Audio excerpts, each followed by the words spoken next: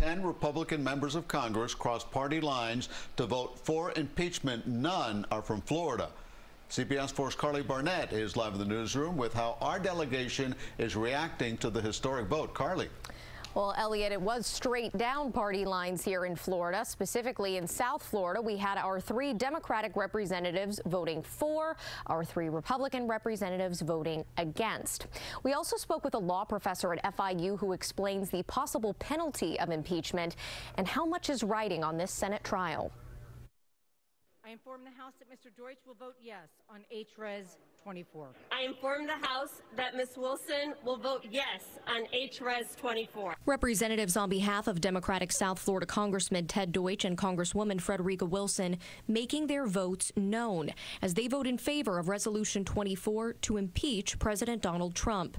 Representative Debbie Wasserman Schultz also voting yes. President Trump is a clear and present danger to American lives and democracy, and he leaves us no choice but to immediately remove him from office. A majority in the U.S. House voted to impeach the president again.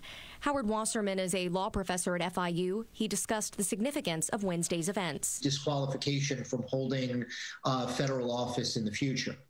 And that would be the punishment that, if the Senate convicts, that would be the punishment that is on the table. There were no verbal statements from our Republican representatives, but Carlos Jimenez, Maria Elvira Salazar, and Mario Diaz-Balart all voted against it. The newest members of Congress are Representatives Jimenez and Salazar. They flipped their formerly Democratic districts.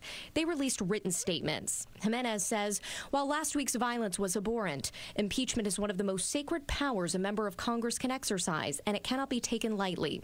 Moving forward, a flawed impeachment process undercuts Congress's voice and our ability to represent our constituents, setting a dangerous precedent of voting on impeachment without proper committee investigation. Salazar said in part, quote, with only 7 days until President-elect Biden's inauguration, we must spend all available time and effort focused on unifying our divided nation to ensure a peaceful transition of power so we can accomplish our shared goals of delivering COVID relief, rebuilding our economy, and securing the American dream for all, end quote.